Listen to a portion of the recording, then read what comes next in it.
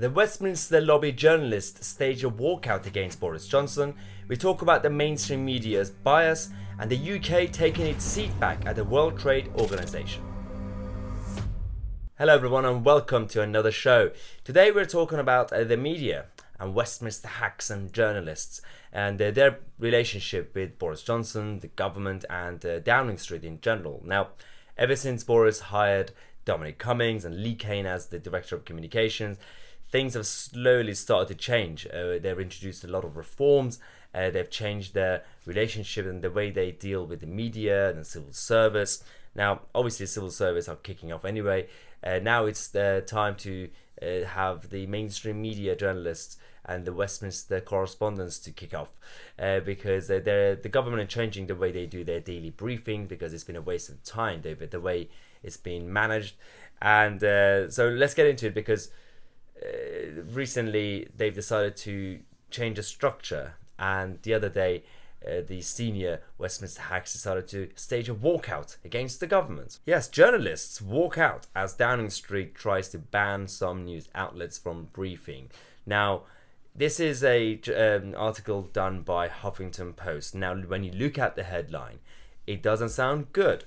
And when you look at the actual article, it's also bad. It says journalists have walked out of a planned Downing Street briefing in protest at a Trump-style attempt by the Prime Minister's communications chief to restrict it to selected media outlets.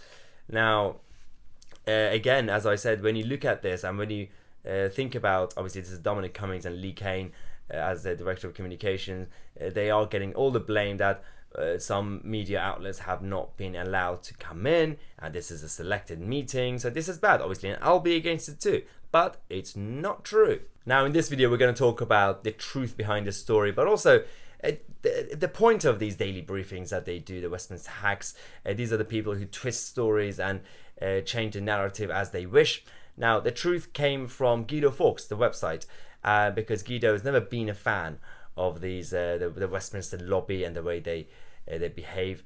So let's get into it. Yes, according to Guido, these senior lobby hacks, when they staged a walkout of a number 10 briefing, this was actually a briefing after Boris's speech where all the journalists were invited, and that afternoon's briefing was still set to go ahead as planned. Now, Guido understands that number 10 invited a small group of senior political editors of larger media organisations, obviously BBC, Daily Mail, Sun, Sky, all the usual, the Times, for an additional detailed briefing in Downing Street. This is not the first time this has happened under various governments.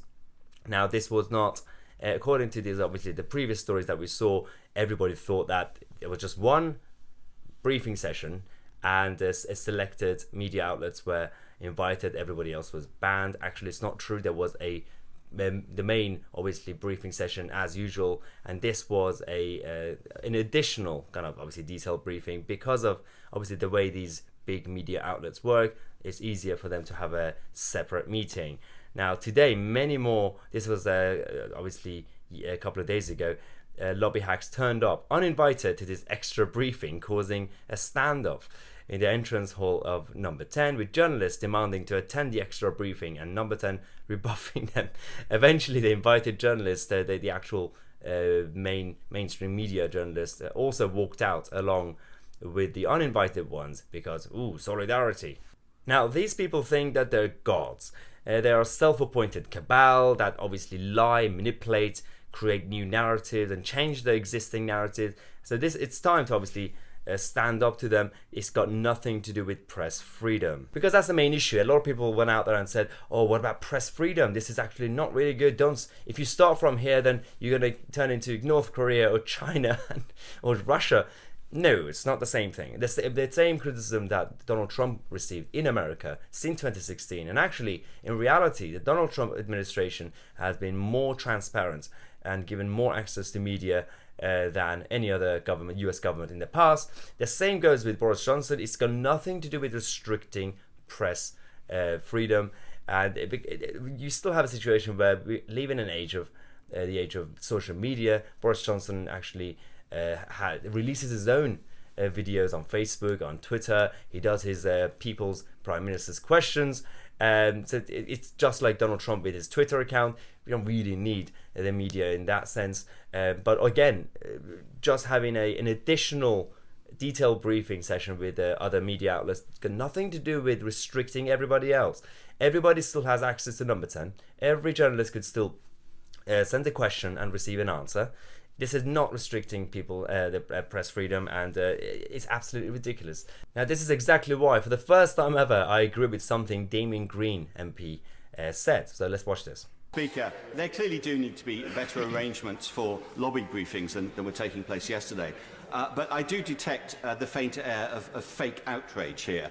When I was a journalist, I regarded it as my job to talk to the people who could tell me what I needed to do to provide the story. And indeed, when I was a minister, if I wanted to talk to individual journalists, there are ways of doing so which might be useful to me and indeed the individual journalists. So, although, as I agree with the Father of the House, that there need to be improvements in the system, does my honourable friend agree that what we're seeing here is some fake outrage and a mass outbreak of snowflakery?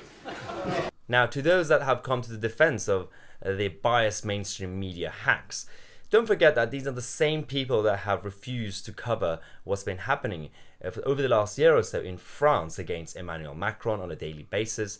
They refuse to cover what's happening in the Middle East and in Iran. They refuse to cover what's been happening for years and years to our children in Rotherham, Luton, Birmingham. And these are the same people that also refuse to release and actually show Boris Johnson's speech on Brexit night.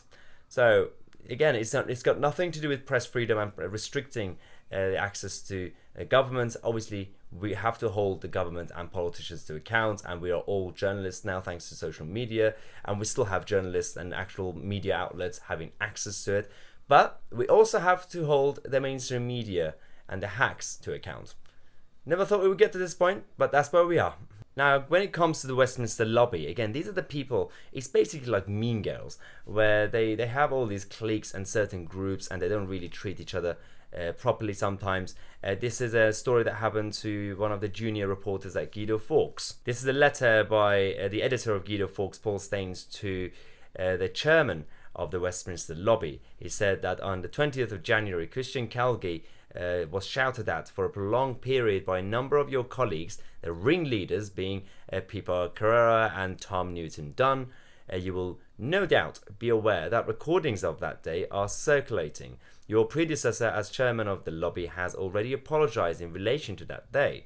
Christian is the most junior member of our reporting team and has been in the job for a matter of months. He is live tweeting the proceedings on my instructions. Today, when Christian began tweeting, someone shouted that, well, tweeted, we're off embargo. Christian is now reluctant to attend the briefings. I recognize that your colleagues did not like the competition and want to keep proceedings as they were. And he's right, because it's all about competition. It's all about, obviously, this is a big cabal, and they don't want the obviously other alternative media and alternative journalists to actually get in there and get a piece of their cake. The editor and owner of the Guido Fawkes political blog, Paul Staines, is a long-standing critic of the lobby system and would like to see the briefings televised, as has been the case in the United States of America. He says, the best reporters don't go to lobby briefings. We haven't attended them because I don't think you're going to get a scoop in a room full of journalists. Well, he's right, because again, the whole problem that we have in this video is that the Westminster lobby, these big names, is a monopoly.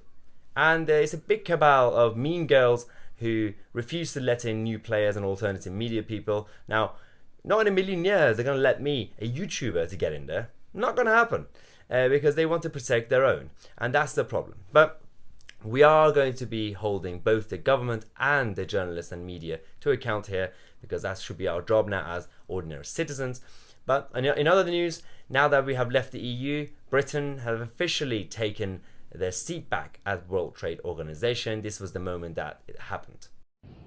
Now, of course, the United Kingdom has been involved in this organization and its predecessors since the very beginning.